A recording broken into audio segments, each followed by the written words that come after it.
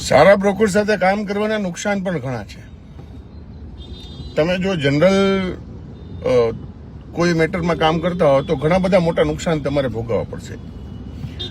પહેલું નુકસાન એ છે કે ઘણા બધા ઓળખીતા પાળખીતા કે સગાવાલાને તમે જવાબ દેતા થાકી જશો કે આટલી પ્રોપર્ટી તું બનાવે છે કેમ, તારી દરેક પ્રોપર્ટી કે દરેક નિર્ણય સાચો કેવી રીતે પડે છે, તું દર 5-6 વર્ષે પ્રોપર્ટી બદલી નાખે છે, જે પ્રોપર્ટી લે છે એમાં કમાશ એ કેવી રીતે. બીજું નુકસાન એ થશે કે જાજુ કમાશો, બેસ્ટ હશે, બધી રીતે પરફેક્ટ હશે તો ઘર પરિવાર રાજી થશે, પૈસા સારા આવતા હશે તો વારે ઘડીએ તમારે જવું પડશે ટૂરમાં ને એમાં.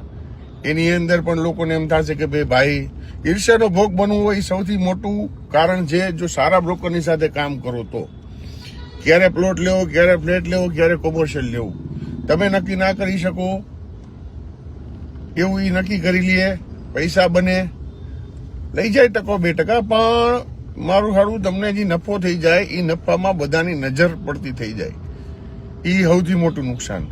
બીજું નુકસાન કે જનરલ વે ની અંદર જ્યારે તમે કામ કરતા હો ત્યારે ઇમોશનમાં આવી જાવ, એ તમને ઇમોશનમાં ભટકવા ન દે. ના આ મારે રાખી મૂકવું છે, ના આ અત્યારે જ કાઢી નાખવું છે, એવી વ્યવસ્થા ન થાય એટલે તમને ટેન્શન આવશે નહીં. ટેન્શન નહીં આવે તો તમને ઇન્સ્યોરન્સ પોલિસીનું સૌથી મોટું નુકસાન, તમારો ઇન્સ્યોરન્સ પાકશે નહીં, નહીં હેલ્થનો પાકે, નહીં લાઈફ ઇન્સ્યોરન્સ વહેલો પાકે. તો આ બધા નુકસાન જે છે એ બહુ મોટા છે, નાની વાત નથી ભાઈ. તમારા પૈસા પડી જાય, ઇન્સ્યોરન્સના પૈસા પડી જાય, તમારે બારે ફરવા જવું પડે, લોકોની ઈર્ષાના ભોગ બનવું પડે.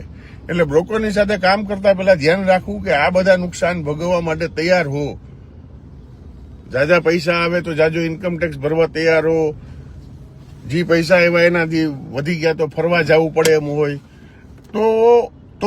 તો જ બ્રોકર સાથે કામ કરવું, નહીતર કરવું નહીં.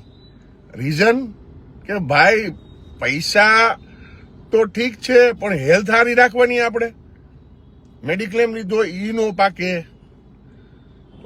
એટલે આ બધા નુકસાન છે. હવે જો તમને બધાને એવું લાગતું હોય કે આપણે ભોગવી લેવા છે તો જ આ કામ કરવું.